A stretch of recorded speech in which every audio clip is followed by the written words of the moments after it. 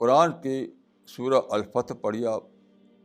یہ جو حدیبیہ اگریمنٹ جو ہوا تھا اس کے بعد نازل ہوئی تھی, تو اس میں ہے کہ انا فتحنا لک فتحا مبینا.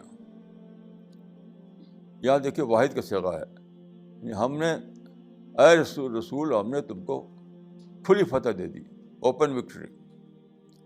اب دیکھیے چونکہ یہاں واحد کا صیغہ ہے, سارے امت میں اس کو رسول سے جوڑ دیا. یہ سمجھتے ہیں کہ حدیبیہ کا جو معاملہ تھا وہ رسول کا وہ خصائص نبوی میں سے تھا. حدیبیہ کا معاملہ کیا تھا؟ پیس ایگریمنٹ تھا حدیبیہ, یعنی فریق ثانی کے تمام کنڈیشنز کو مان کر کے یونیلیٹرل طور پر ایک ایگریمنٹ کرنا. سب شرطیں ان کے مال, یہاں تک کہ لفظ رسول کو انہوں نے مٹایا کاغذ پر, تب مٹا بھی دیا اس کو. اور کیونکہ پیس, اس سے پیس حاصل ہوتا تھا. اس کا مطلب کیا ہوا کہ you have to establish peace at any cost.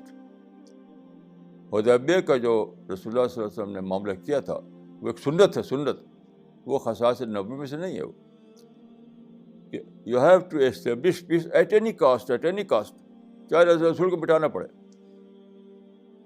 آج مسلمان ایک بھی مسلمان ہے جو اس کو جانتا ہو. آپ دیکھیے رسول اللہ کے اوپر کہیں ذرا سے ایک افواہ اڑ جائے, ایک رومر کہ گستاخی کی گئی ہے, وہ ہنگامہ کھڑا ہوا ہوتا ہے. اس میں کتنے لوگ مارے جاتے ہیں, تشدد ہوتا ہے, کیا ہوتا ہے. رسول اللہ نے کاغذ پر لفظ رسول اللہ کو بٹھا دیا, اور کوئی وہاں پر, اور آج کیا ہے, ذرا سا کوئی بات ہو جائے تو اس میں ہنگامہ کھڑا ہوتا ہے. تو اس سنت کو سمجھتے ہیں کہ وہ رسول اللہ کا خاصہ تھا, اس خاصہ نبوی میں سے تھا. نہیں, وہ ایک سنت رسول ہے. کچھ بھی کچھ بھی کرنا پڑے, at any cost you have to establish peace. تو میں اس سے نکال پایا ہوں کہ peace is the summum bonum in Islam. Peace is the greatest good in Islam. کیوں؟